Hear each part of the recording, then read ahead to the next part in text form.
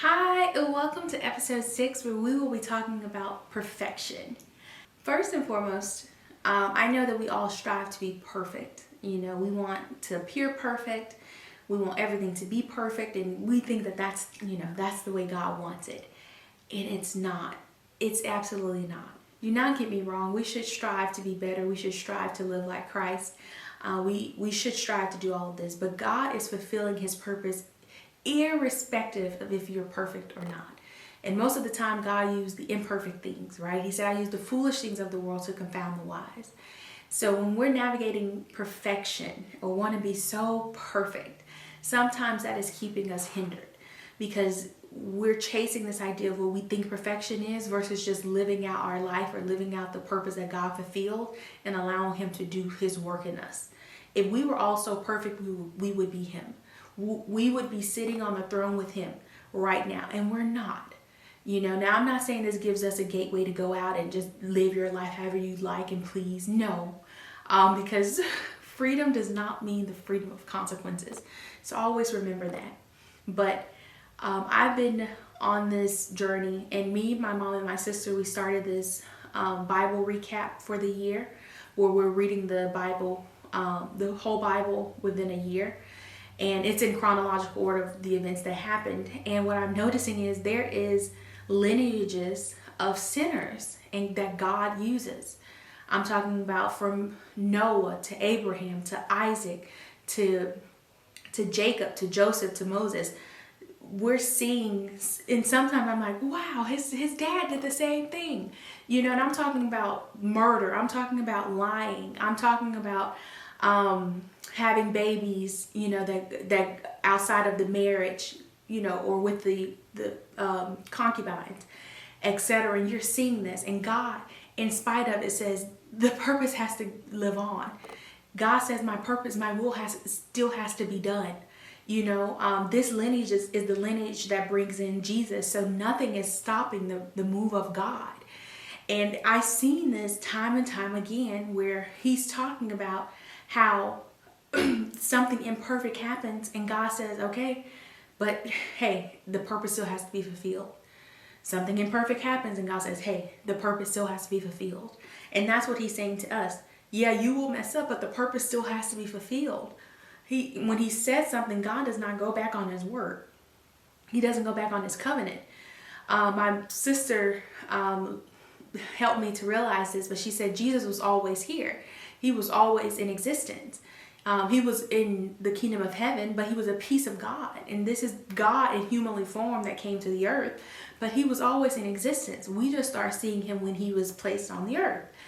And it shows that when you're talking about the lineage, because they're talking about the lineage of Christ. And all of this lineage that brought Christ, they were sinners. They weren't perfect people. So I know we try to strive to be perfect, and we're like, oh, I don't want to do wrong. I don't want to step outside. And sometimes the enemy uses this idea of perfection against us because he's like, look what you just did. You went over there and had a baby out of wedlock. Look what you just did. You lied. Look what you did. You had sex before marriage. How could God use you? You've had this type of history. You've had this type of career. God can't use you. You'll be a hypocrite if you do it. I cannot tell you how many times I have restarted my journey with God because I thought I failed. I thought, oh man, I've gotten off I've got off the path of righteousness and now I have to start all over. It happens so often. And I would date people and I would be on my spiritual journey and then I would get off the path of righteousness and then they would call me hypocrites. I'm like, man, this is horrible. Like, I'm just trying to stay close with God or have a relationship with God, even in the midst of me being a sinner. And they would be like, hypocrite, because I wanted to do better or I wanted better. And I remember it was like a thorn in my side because it made me feel like, well, maybe that's true. Like, maybe I'm thinking maybe I am a hypocrite. I'm sitting up here acting like I'm so holier than thou, or I'm trying to live right and live righteous and live by the word of God. And then on this other end, my life is not mimicking that. I'm doing everything under the sun. And I just got to a point where I have to live in my truth. I have to live in the truth that God gave me. I cannot live in guilt or shame because that's not of God. And I cannot be perfect. Now, I'm not a slave to sin, meaning that I do have the power. No, not me. But Jesus came to give us the power to not be a slave to sin. So yes, I do have that power through Jesus Christ. But if I fail, I am not a hypocrite. If I fail, I'm not disposable to God like I would be human. You know, and humans have this expectation of perfection from other humans, although they're imperfect. But God has no expectation of perfection from us, and He's perfect. When I'm reading the Bible, I haven't seen that God used these perfect people, but I have seen Him use people with great hearts, who loved Him, who were sold out for Him, who listened to Him, who obeyed Him. I did see Him use those people. So if anything that I'm going to strive to be is that. I'm going to strive to love harder than anyone else. I'm going to strive to give more grace than anyone else. I'm going to strive to give mercy to people. I'm going to strive to have integrity and to do what's right even if it's hard. That's what I'm going to strive to do, because those are the people that God uses. And when He's clearing out nations and clearing out the earth, He knows the righteous one. Me and my mom and my sister, we were laughing because I do not want to misquote this, so please, I'm not a theologian, I'm not a Bible scholar, I'm literally just reading the word, y'all, so don't get me. But I believe it was Abraham in Sodom and Gomorrah, where he's like, are you really going to clear it out all? Like even if you found 50 righteous people, you're still going to kill everyone? And God goes, no, if I find 50, then no, I won't. He was like, okay, what about 48? And then he goes, what about 47? And then by the end of it, he's like, what about 10? He's like, are you going to clear it out even if you found 10 faithful ones? And me, my mom, and my sister, we have different translations of that. But to me, that was telling me that basically God was like, I'll keep it if I find one that's righteous, one that's faithful. I won't destroy the entire place. And He did not find that one. So in a world full of that, I want to be the one. Right? And I don't know how that looks. Every day I'm striving to do better or to have a deeper relationship, because it is important.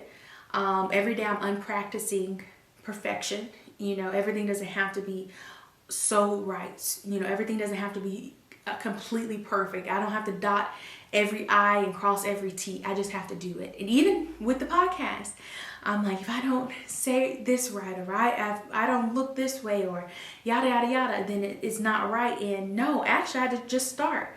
It's a lot of things that I wanted to do before the podcast to make sure that it was to the level of excellence that I know God has given me to operate in. And I wanted to have it all together, and not the case. But I had to start. And that's a lot about what God does for us, is He's just saying, just start. Along the way, I'll give you grace. Along the way, I'll give you more, but you just have to start. And it's not about being perfect. It's about just doing it. And God, how He views us and views everything is totally different than the world. God says, my ways are not your ways. My thoughts are not your thoughts. And He's showing that time and time again. Because again, He does use the foolish things of the world to confound the wise. Also, perfection keeps you in bondage with people. You know, because you will always be worried about if they approve you or do not. Oh, if I do this right, they will approve me. If I do this for my manager, they will approve me. If I do this for the group, they will approve me. If I look like this, they will approve me. And if you're always waiting on the approval of people, you've already lost. Because that means that when they disapprove you, you will be affected by it. The only approval we should seek is the approval of God, is the approval of heaven. And ironically, the world doesn't even care about God's approval. We will go out here and be, willy-nilly and do all we want to.